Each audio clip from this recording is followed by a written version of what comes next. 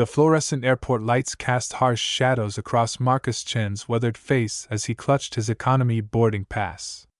His hands trembled slightly, not from the terminal's air conditioning, but from the weight of returning home after 3 years of self-imposed exile. The departure gate buzzed with families reuniting, their laughter a stark contrast to the knot forming in his stomach. Marcus adjusted his worn leather jacket and checked his phone for the 100th time. No messages.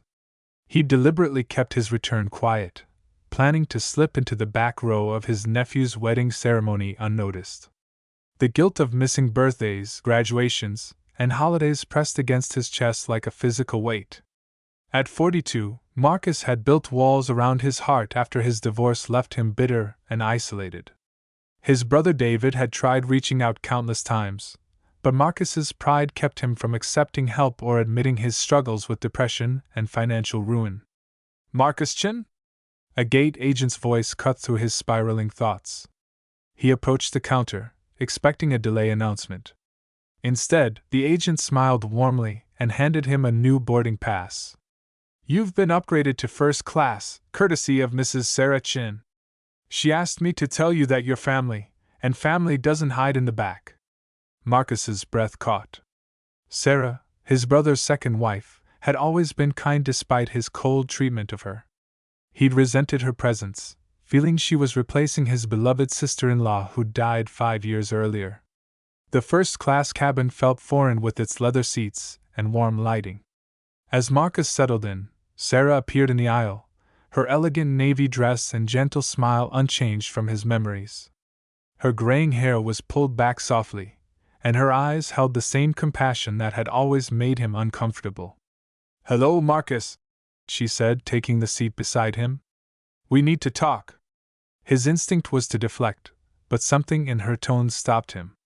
"Sarah, I didn't expect. I know you've been struggling," she interrupted gently. "David wanted to come, but I thought this conversation needed to happen first. Between us." The plane taxied as Sarah pulled out her phone, showing him photos from the past 3 years. Birthday parties, family dinners, holidays, all marked by David's sad glances at the empty chair they'd always saved for Marcus. "He never stopped hoping you'd come home," Sarah whispered. "Neither did I." Marcus felt his carefully constructed walls beginning to crack. "I didn't know how to face everyone after everything fell apart. The business, the divorce, the drinking, I became someone I didn't recognize. But you're here now," Sarah said, reaching across to squeeze his hand. "That's what matters. Tommy specifically asked for you to walk him down the aisle alongside David. His father may be gone, but he considers you both his dads." Tears Marcus had held back for years finally spilled over. "I don't deserve this family's forgiveness." "Love isn't about deserving," Sarah replied.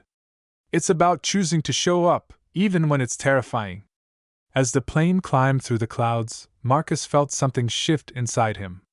The conversation continued for hours, Sarah sharing stories of David's unwavering faith in his brother's return and Tommy's countless questions about his mysterious uncle.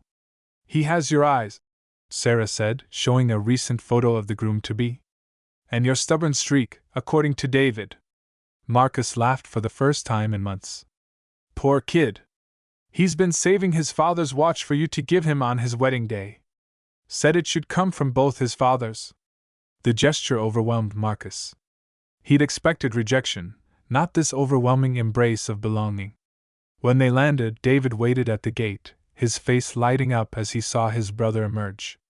The embrace that followed lasted several minutes, both men crying openly as years of separation melted away.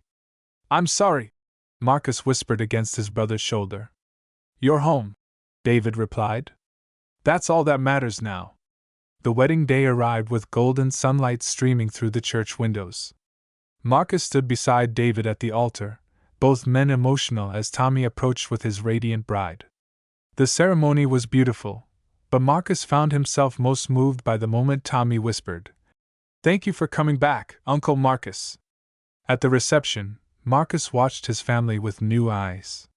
Sarah's children from her first marriage included him in conversations naturally, as if he'd never been away.